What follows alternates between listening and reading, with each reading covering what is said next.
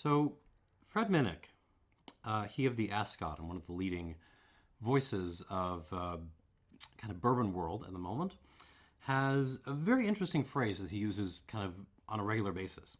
Vodka sucks. The phrase is vodka sucks. It's so popular, like you can buy merch of this phrase. You can buy a vodka sucks t-shirt, a hat.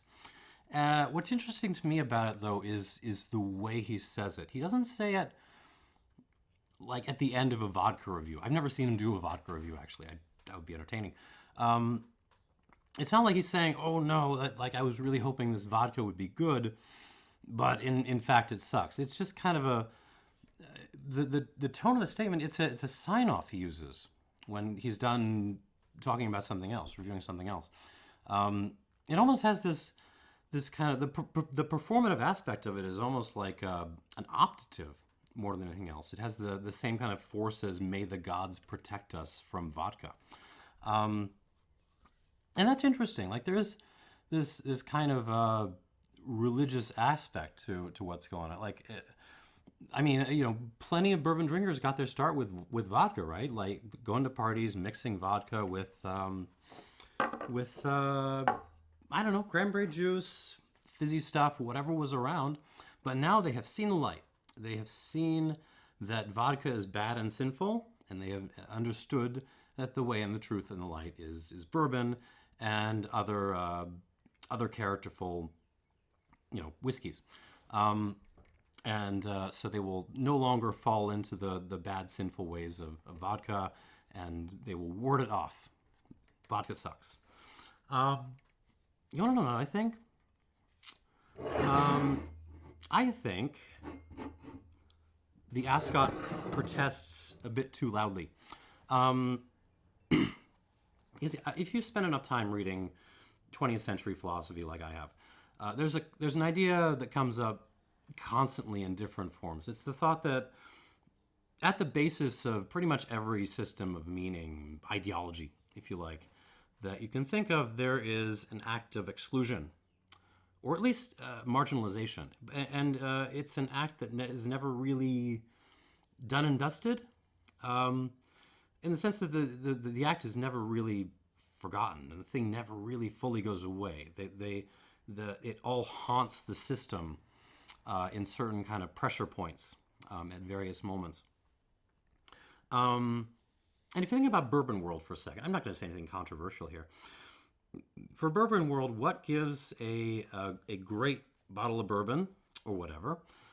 It's quality, its deliciousness, its prestige, its power, if you like, is clearly the cask aging. That's what does the work.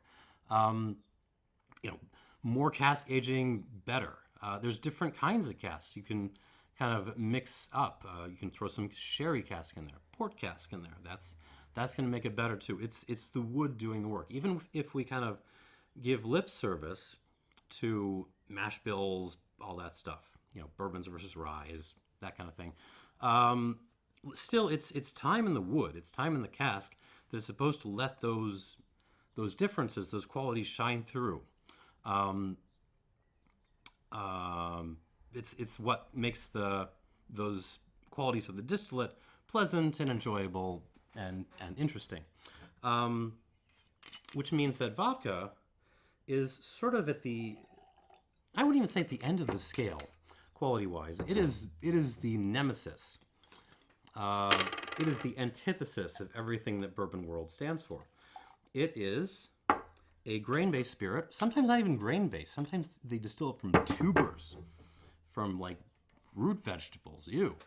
And it never goes in a cask. It might be aged briefly in like stainless steel for a little while, but it's pretty much bottled straight off the still.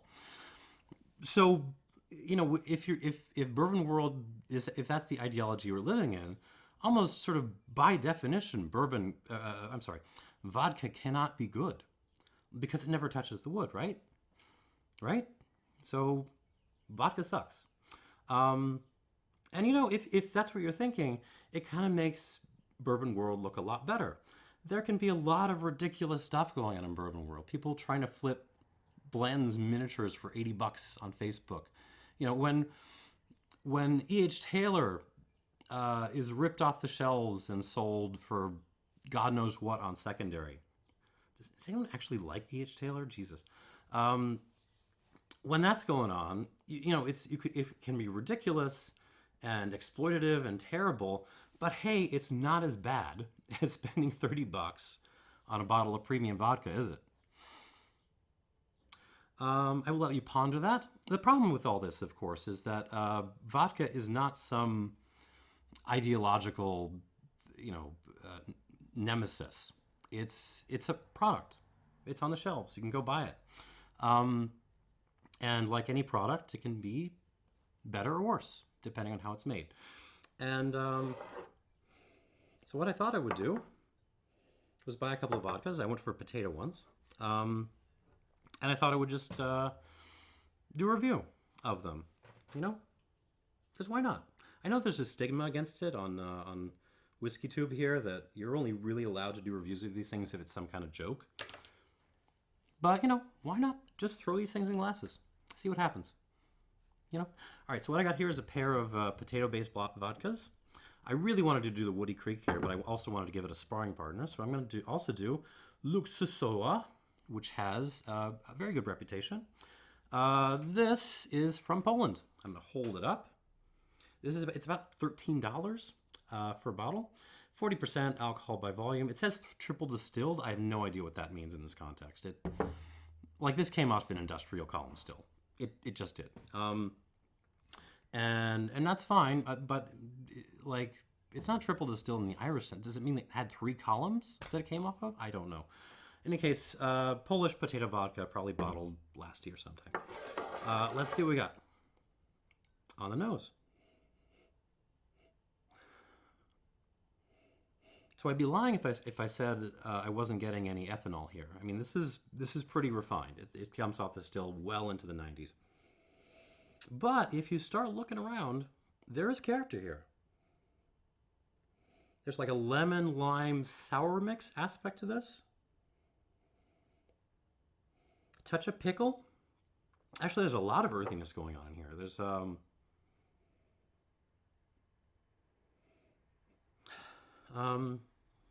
potato. Not like baked potato. This is more like green potato, fresh potato that you just dug up out of the ground.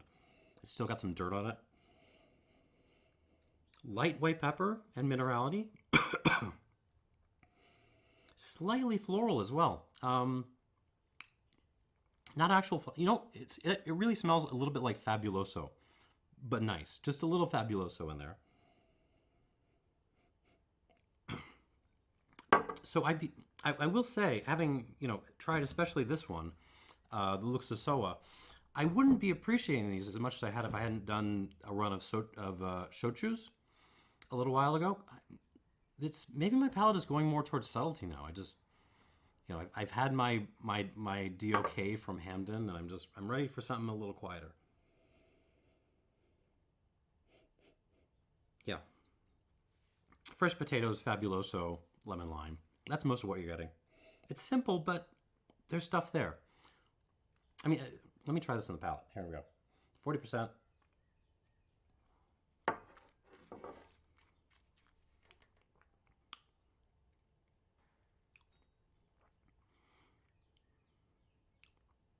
For something at 40%, this is actually surprisingly grippy. Its mouthfeel is pretty solid, actually. It's not.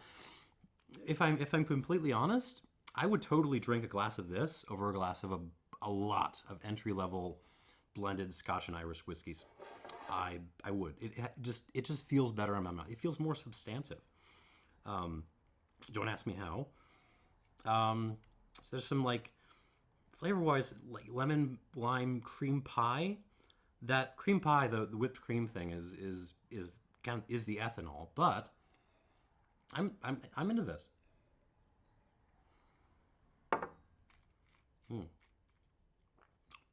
The minerality is actually very pronounced. Some rocks, sandstone.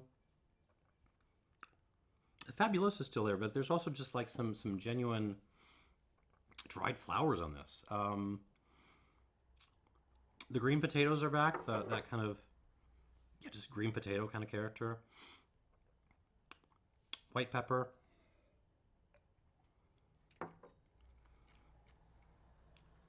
Even a little hint of fennel in there.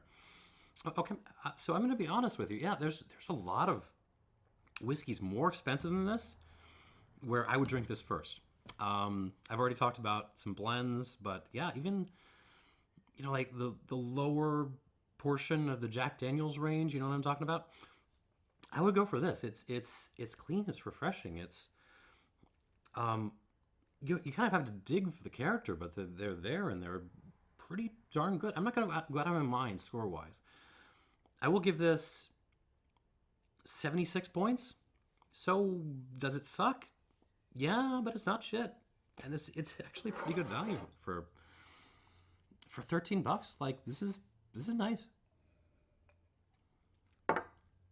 By the way, I know it seems ridiculous that I added a drop of water to these, but it really does kind of help open them up. One or two drops. Don't give them more than that. It'll drown them. Okay, moving on to bottle number 2. This is Woody Creek Distillery in Colorado. 100% potato vodka. It says batch distilled, which is a term in distilling implying pot distillation, but they're not saying pot distillation, so I don't really know what's going on. And it's made with fresh rear-ground potatoes. This is actually very cool. So they are not just, you know, buying up our, you know, bulk vodka and reselling it under their name. They're actually sourcing potatoes they picked themselves. I mean, not picked out of the ground, but like chose themselves from, you know, basically down the road. The Woody Creek area where they're getting the potatoes is literally like if you look at a map, it's just southeast of the distillery. So that's very, very cool. And I mean, they're better known now for their whiskeys because they want to make money. But they started out making this, and they're going through a lot of trouble to make it. It's $30. I bought this with my own money because I got a chance to try it, and I was impressed. So 2022, circa 2022, 40%. Here we go. Okay, the thing is, with the Luksusowa, you kind of have to hunt around for your notes, right? They're there.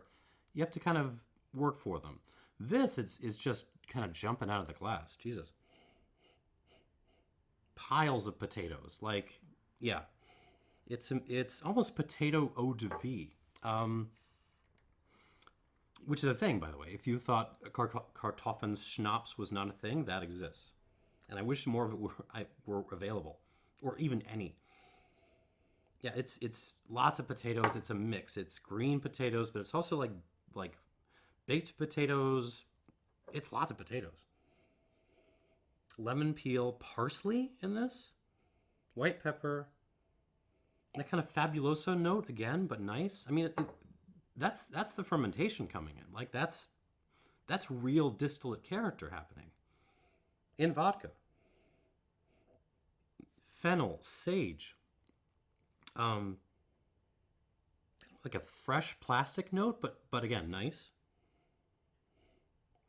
Like very musty, like almost like tea bags you left on the counter after you'd used them for like a little too long and they started to look a little gross, but nice. And almost like a hard water note.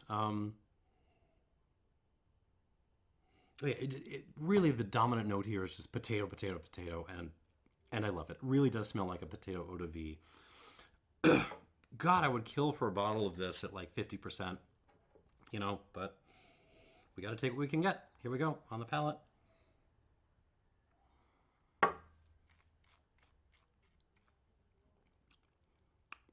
Once again, for 40%, this is surprisingly grippy. More so than Luksusowa as well. Yeah, you're getting fresh potatoes, old potatoes, definitely some like cleaning products, Fabuloso and others in there. Rocks, lots of minerality. Rocks, white pepper, lemon peel.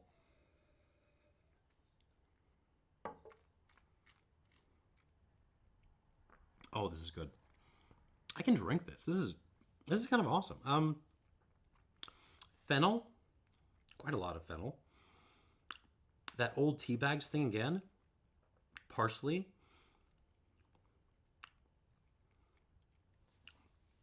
I mean, yeah, it's $30, and to my astonishment, it's actually worth the money. It's very musty. It's very earthy. It's very kind of antiseptic also, but it's delicious. It's refreshing. There are a lot of entry level like malts and, God help me, entry level, bourbons in the 20s and 30s where I would take this first.